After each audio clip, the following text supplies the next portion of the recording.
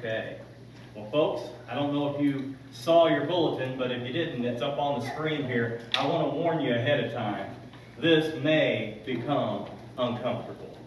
How many of you here like to be uncomfortable? Anybody like to be uncomfortable? Okay, well, oh, you? Excellent. You're gonna love this. So, when I tell you a word, oftentimes a mental picture will appear because of your association with something or someone or an event that that word brings up. So I want to share with you a word today, and I want to see what comes to your mind first. So if I tell you the word Viking, what comes to your mind first? Football. Football. What next? Viking. A helmet. Somebody said ships. Okay, all right. What else? What'd you say? School mascot. I know Missouri Valley College has the Vikings, so I know exactly what you're talking about. Horns. Wow, all at once. Horns, did I hear somebody say? Braids. Braids. Oh, yeah. They're physical look. Well, I want to share a story with you that involves Vikings. And I'm going to challenge you right now from the beginning that as you hear the story, I want you to, of course, listen to it. But I want you to apply what I'm going to tell you to your spiritual walk. Are you ready? You ready for your assignment? All right, here we go. When you think of Vikings, you think of all of the things that you just talked about. But also something that comes up if you're much of a history buff. You know that medieval people at sea were oftentimes Vikings, and they terrorized all types of landlubbers along the coasts of Europe and other places. However, the interesting part about this is, as people saw Vikings to be that, Vikings did not see themselves as that, which is very important. They thought of themselves as farmers and ranchers, among whom owning cattle was a status symbol. Now, right off the bat, we have two different views. We have a self-view of being a farmer and being a rancher and taking care of the land and doing those things, while everybody else looked at the exact same people as terrorists. So 1,000 years ago, a group of Vikings that was led by Eric the Red set sail from Norway for a big Arctic island that we now call Greenland. And I've got a picture of Greenland that I want to put up on the screen, okay? Just so you kind of have a mental note of what it looks like. Okay? So the lower half of Greenland is Denmark, but the upper half is still Greenland. And so when they went there, it was uninhabitable. And the Vikings thought, well, we will claim this land for ourselves. And so what they did, they built colonies on Greenland. They were able to thrive, and they reached a local population of a little over 5,000 people. So everything sounds like it's going good at this point, right? It lasted for 450 years, and then all of a sudden, they vanished. They vanished as a people. They were gone. And so you begin to wonder how this could happen. Everything was going good, right? Everything from the outside looked like it was doing what it was supposed to do. But all of a sudden, the population is gone. Their precious cattle that I talked about just a little bit ago, they grazed that fertile but very thin soil of Greenland into oblivion. It wouldn't grow grass anymore. The wind and the water carried away the topsoil then, and the Nordic people starved to death. Now, think about something. This happened even though they were sitting on top of the richest food source in the entire world, an ocean teeming with fish. Think about it. In fact, all archaeological evidence that has ever been found suggested that the Norse would rather starve than to eat fish. When archaeologists looked through the ruins of the western settlement on Greenland, they found all kinds of animal bones. Check this out. They found all kinds of animal bones, but never did they find a single remain of a fish bone. They found the bones of newborn calves, Meaning that in the end, the Vikings in that final winter had given up any hope of the future.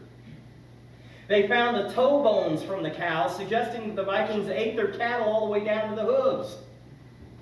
And they found the bones of dogs covered with knife marks, indicating that in the very end they even ate their pets. Now that sounds horrible, doesn't it? Well, it even sounds worse. They still, no matter where they went, they found no fish bones. So right up until the entire population starved to death, they refused to change and use one of the most plentiful resources that they had in their disposal to prevent them from dying. Now, I challenged you at the beginning to walk this story through a spiritual journey. And so, what I'm hoping you understood in this, whether you self-apply it or not, there is a huge lesson for churches and for individuals to understand. We have access to unlimited resources through an unlimited God that will allow us to grow and build and become whatever it is He plans and wills for us, as long as we will do one thing. And it's the one thing that we dislike almost more than anything else. Anybody know what it is? Eat the fish. He's right. Because that's change. Right? Change. We don't like it. We don't like it. Now, some people thrive in change. But there's a therapist by the name of Virginia Satir that said this, and I like this.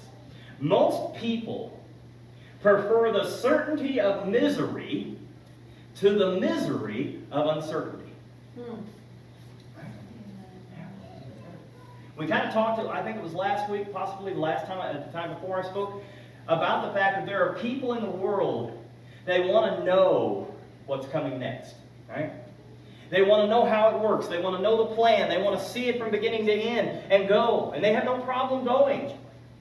There are those that like things the way they are. There are those that don't want any change because, hey, if it ain't broke, don't what? Don't fix it. You know what's interesting about that comment? If it ain't broke, don't fix it. That's looking from your perspective. Somebody out here may look at it and go, dude, you realize that's broke, right? No. And why is it that we get that way? Because we get to the point where we accept the brokenness and no longer realize that it's broke because it has now become the new norm. Right? Think about it this way. Our society that we're living in right now, I'm telling you, it's changing so fast, I can't keep up with it. Also, think about this. It was unthinkable just a matter of February that we'd be sitting here in August talking about wearing masks around. It was unthinkable in January and February to think that we would have months of riots and some of our biggest cities burning. It was unthinkable that we would have people against people on subjects of wearing a mask, and people might get shot in a Walmart if you don't wear a mask. Right? That wasn't the society we thought we were living in January. But hey, good morning everybody. We're here. So what do? Well, in case you haven't noticed, you have been living a life in the past few months of forced change that has been given to you as voluntary options. Follow what I'm saying on that? Okay. So what do we do about it? As Christians, we have options. Right? We can hide in our churches or our Christian retreats and hope that change doesn't affect us too badly. Or we have to ask ourselves, is there a better way to handle when change comes into our life? And if so, what is it? You know, the patent answer is, well, if I'm facing change and I don't understand it, or it's causing me a little grief, all I need to do is pray about it. That's not a wrong answer. However, as my grandpa used to tell me, and I still haven't learned the lesson, when you're painting something, it's not necessarily the color you're painting that's going to make the difference. It's not necessarily the type of paint you're using. A lot of times it's how you paint it. Right? Yeah. Don't anybody ask me to paint anything that involves edging. Just don't do it. It'll save you and me a whole lot of grief and embarrassment. Just don't do it. Okay? Because I go into it thinking, well, gosh, it's only that little strip right there that I got to paint. How bad could I mess that up? Now, normal people will put some kind of painter's tape or, something along the edging to protect the wood. That's normal people. That's not me. I go up and I think, well, okay, all I got to do is I got to control this brush. I just got to control it, right? And the first 4 to 6 inches, yeah, it's a Van Gogh. It's beautiful. But then something kicks in, swirl, and all of a sudden, here comes paint flipping off over into the wood, and I'm like, oh man, so what do? I grab my finger and lick it and try to get the paint off. Well, guess what happens then? Then the paint smears, and I'm like, oh man, what do I do then? So then I'm like, well, maybe if I make the rest of it look like that, then nobody will notice it's wrong. Yeah, I'm an idiot, I get it. But don't laugh too hard, because I can bet at some point in your life, your prayer life's been like that too. Right? Oh Lord, I'm going to hit change. This issue, whatever it is coming towards me. I don't know what to do. Oh, Lord, help me through it. And then you grab your paintbrush. And you go over and you start trying to paint it. Whatever you think it's supposed to look like. And then about midway through it, you step back and go, boy, is this not looking very good. I hope nobody's here. Now, how can I get that paint off that wood?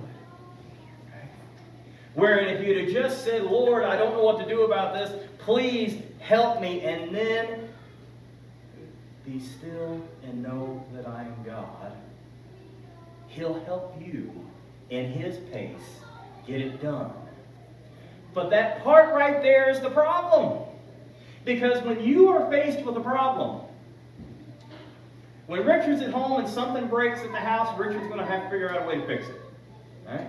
He may hire a man, or he may go get the tools and do it himself. In my house, I decide to fix it, then we call the man to fix what I broke to fix the original thing. Right? Okay? We take the same approach to prayer and the issues in our life. I'm going to tell you right now, we're talking about changing our way we do things here in our church. Next week, we're going to talk about vision and mission. What does it really look like? What's the message we give to the community? Okay? But it's going to require us to change how we think about church. Okay? And that's not going to set well. But let's look at a biblical example of change. If you have your Bibles with you, I encourage you to open up to Genesis chapter 12. Genesis chapter 12. Now, you already know from the scripture reading that we're talking about Abraham. Genesis chapter 12, we're going to start at the very beginning. And Abraham was given a big change mandate. And I'm going to be honest, I don't think most of us in this room could handle today if it was given to us. All right, so we're going to start reading. I'm going to read to you from the NIV. Genesis chapter 12, verse 1. The Lord said to Abram, "Go from your country, your people, and your father's household to the land I will show you." I'm going to stop right there for just a second. Somebody comes up to you and tells you, you need to go. Move from here. Move from your home that you may have been in for years. Move from your family. Move from all of your land. All of your goodies. And you were sitting pretty good. What would your reaction generally be? Can I think about it? Or you'd say, well, okay, you want me to move. Where do you want me to move to? And then the person goes, oh, yeah, that. Well, I'm not going to tell you. You just need to go. Right? Go. Now, I know there's a lot of difference between God telling us to go and somebody you know telling us to go. I get that. But guess what? Guess what? This is going to blow your mind. God works through ordinary people. so that message may come from somebody as an ordinary person. Right? So, what are you going to do? Now, if God didn't stop there, let's look at verses 2 through 3. This is God, I will make you a great nation, and I will bless you. I will make your name great, and you will be a blessing. I will bless those who bless you, and whoever curses you, I will curse, and all people on earth will be blessed through you. Now, that's a pretty good deal. Pretty good deal. Would it be a deal that you guys would want? Would you take that deal? Well, let me tell you something. This deal, if you want to call it, it's often called the Abrahamic covenant. It hinged on one thing. What do you think that one thing was? What'd you say? Faith. Faith, okay. And that faith, he had to make it actionable, didn't he? And so for all of these blessings to come true, Abraham had to do one thing. What'd you say? Go. Go. Abraham had to go. If he didn't go, these things would not happen. Now, let's just throw a little curveball in here and come down to our day and age. You do realize that because Abraham did go, we are part of an Israeli family. You realize that, right? Yeah. So, as you look at this, God's promise of Abraham of land and seed and blessing, which formed the foundation for the whole Old Testament, is an important promise. But I want to focus on the things today that are most important when we face change. Because even though our church is running along very nicely, it has ever since I've been here, and probably was before I got here, okay? We are going to face some new challenges, right? We're going to face some new things that are going to come up. So what do we do with it? The first thing, whenever God tells you or the church or whatever to go, you need to go. You need to go. And I want to even put an exclamation point behind that, because when God tells you to go today, when He's talking to you in 2020, I'm telling you, He's giving you a command that by all standards that we can tell, the world's not going to last that much longer. I think it's even more heightened now that we go when God moves on our heart to go. Because if we don't, we miss a huge opportunity to bless other people and to grow closer to the Lord ourselves. So now my question to you is this. What is God moving you towards right now? What is God asking you to go become? Go do? What is it? Whatever it is, I want to give you some pastoral advice. Move ahead. Move ahead. And even if you fail, and remember, that's looking at it from your standpoint, not his. Right? Even if you fail, if you're moving forward for God, you're failing forward. Get it? Yes. Right? You're failing forward. Then get up and do it again. And as Abraham contemplated all of this, leaving his family, leaving his country, leaving his wealth, leaving his affluence, we see what happened next in verse 4. And I love the first three words, at least in the NIV. So, Abram went. It doesn't say, so Abram counseled. So Abram thought about it. So Abram gathered the family together and voted. So Abram phoned a friend. It doesn't say anything about that stuff. What it says is, so Abram went, as the Lord had told him, and Lot went with him. Who was Lot? Anybody remember to Abram? Nephew. Okay. Abram was 75 years old when he set out from Haran. Now that's not old in biblical standards at that time. But we look at it today, and no offense, but it's not young. Right? See how I walk that line? Not young. Okay. Abraham was 75 years old when he set out from there. And he took his wife, his nephew Lot, all the possessions they had accumulated, and the people they had acquired in Haran, and they set out for the land of Canaan, and they arrived there. Don't miss this point. When this man made the commitment to God that he was going to go, it affected other people's lives as well. It says right here, he took the people with him that he had acquired. Now, can you imagine what they thought? We have no idea to know what their faith walk was. We don't know. But what we do know is this. They respected the man, and they went with him, even though they didn't maybe understand why. Some of you are facing situations in your life. It may be somebody very close to you. It may be a work situation. I don't know. But you are being asked to make a decision for the Lord in one way, shape, or form. But other people are looking at you, not really understanding why it is you're doing what you're doing. Why would you give up your Saturday? Why would you stop doing this? Why would you stop doing that? Why would you start doing this? Why would you stay so faithful? And by the way, why are you so happy? Right? I want to deliver a very sombering note to you right now. That as we move forward, you sitting in these chairs today, you are going to lose friends and you're going to lose family over making the decision to follow God in the way in which God has asked you to follow. But at the same time, I want you to understand that all that you lose is nothing compared to what you gain. I'm not devaluing your relationships, and I'm not devaluing the people in your life.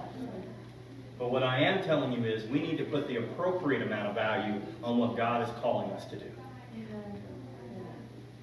Continue reading in verse 6. Abram traveled through the land as far as the site of a great tree of Morah in Shechem.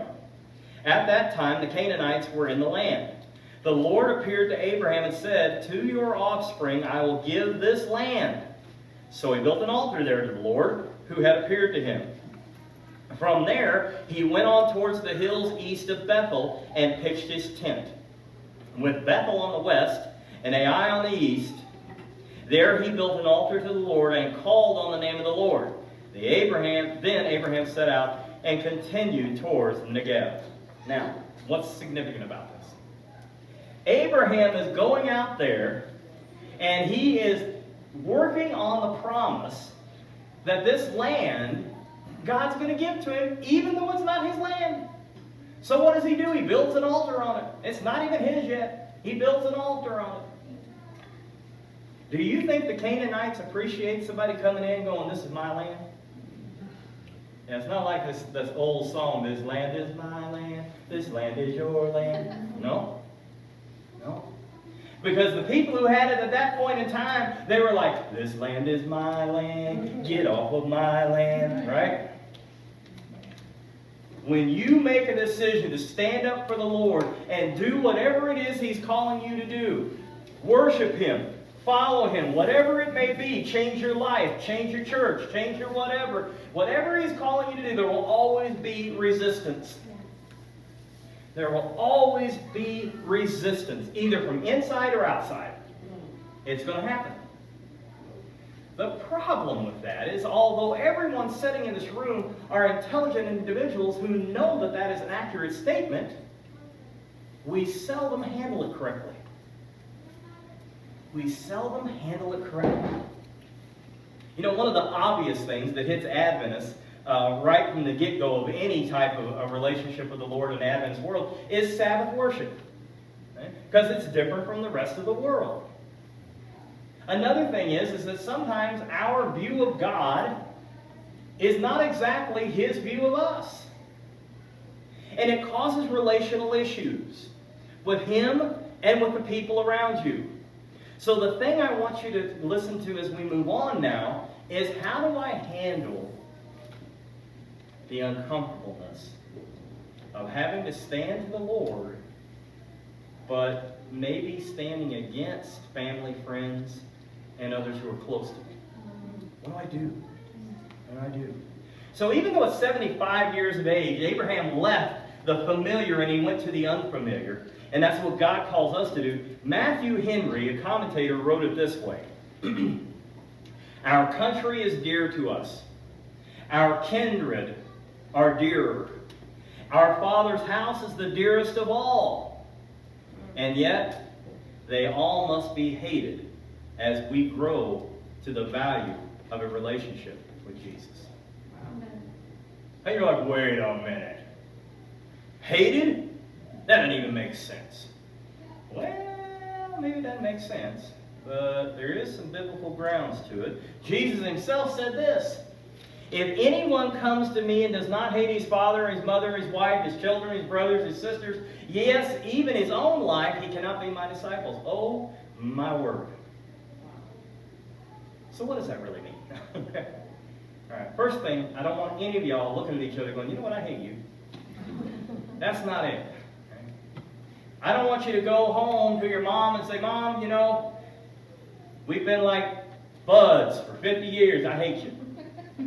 Right? What it is saying is this. You have to understand the concept of the fact that whatever may hold you back from following what God is asking you to do, you have to have a mindset to look at that as a threat. I have seen too many people walk out of a relationship with the Lord because of peer pressure. Whether it be family, friends, whatever it may be. I have seen people who were on fire for the Lord, coming to church, doing Bible studies, doing this, doing that, really making a difference in the kingdom for the Lord. And all of a sudden, somebody says, you know what? You are different.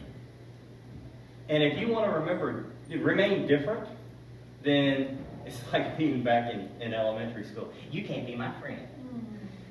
Right? You either do what I do, like I do, how I do, when I do, why I do, or you can't be my friend. Guess what? I don't want to be your friend. If that's the way it's going to be. Right? Because even though I may be your friend here for 50, 60, 70, 80 years, depending on how old I may get, you get. I may be your friend here, but I may, through our friendship, jeopardize the best friend I could ever have.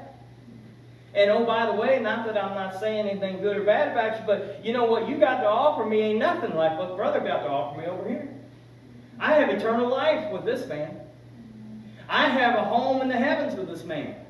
I have the ability to help him build that while I'm down here. And I'm sorry you can't see that. I still love you. I'll still be your friend. But you got to respect there's going to be things I'm not going to do, I'm not going to say, I'm not going to go, I'm not going to wear, I'm not going to, whatever it is.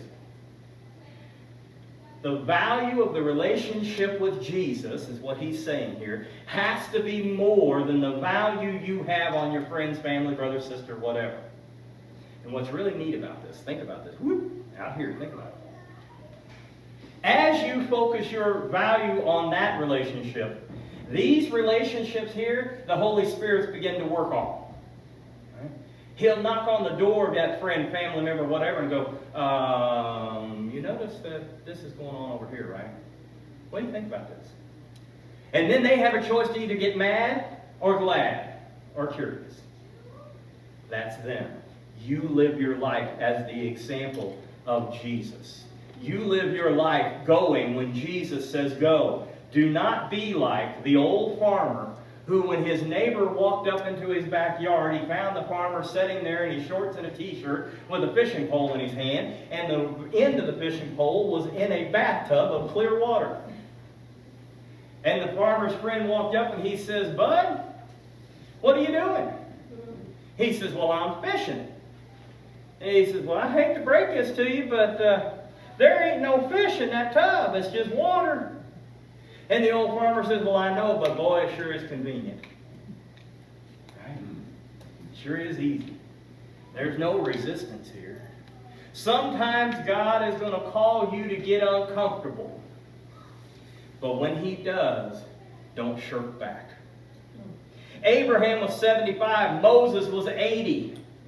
My friends, the cool thing about this, and we touched on it in Sabbath school today, you can be 87 years old, and God still says, go.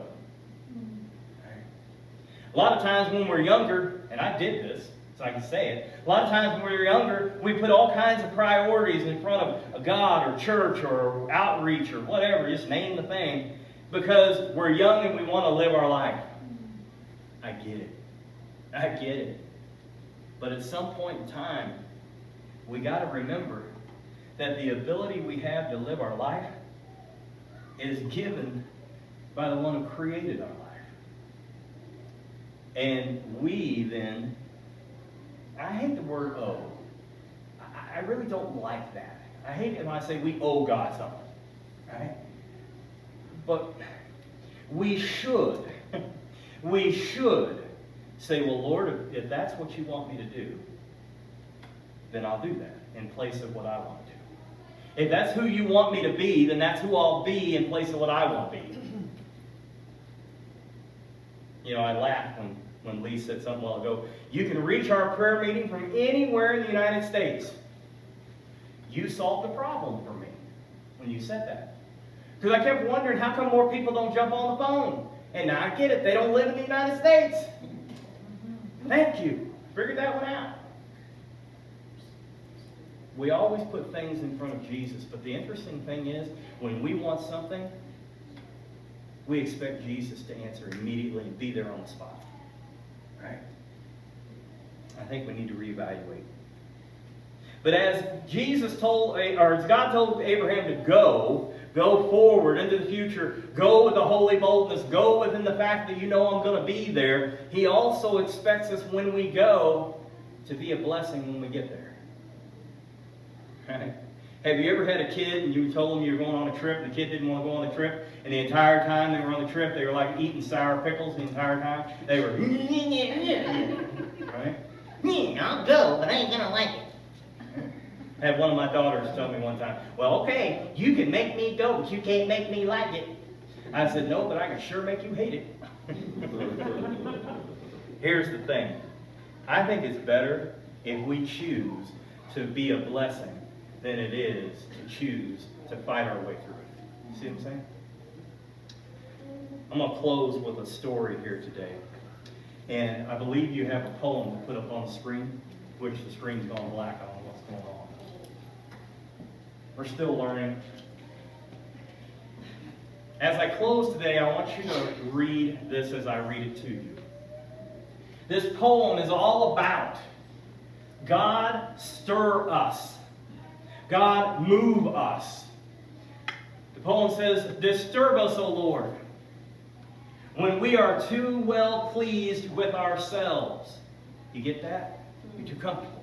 When our dreams have come true. Y'all like it when your dreams come true? Did you ever realize that when your dreams come true, you didn't dream big enough?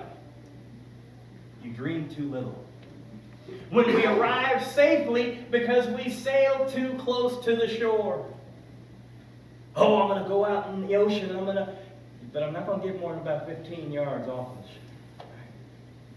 Disturb us, O Lord, when with the abundance of things we possess, we've lost our thirst for the water of life. We've fallen in love with life. We have ceased to dream of eternity. You do realize that when we make choices here on earth to put something in front of God, His wants, His wishes, His church, His time, His what, put it in there. When we do that, we have fallen in love with the things of this life, and we have allowed it to cease the dream of eternity for a moment. And in our efforts to build a new earth, or our new home, our new life, whatever it is, we've allowed our vision of heaven to grow dim. Next. Disturb us, O Lord, to dare more boldly. To venture onto wider seas where the storms will show His mastery. Where losing sight of land, we find the stars. We ask you to push back the horizons of hope and to push into the future in strength, courage, hope, and love. Oh, God, disturb us. Folks, that's what growing in the church is about. Getting disturbed. It's what growing in your life is about. Is getting disturbed from the normalcy of every single day so that you can move forward into the future with Jesus as your strength, your courage, your hope, and your love. And that, ladies and gentlemen, is what I hope our church is known for. But first, we've got to be known for that. Take your challenges to God. Don't put anything in front of Him. And that will be us.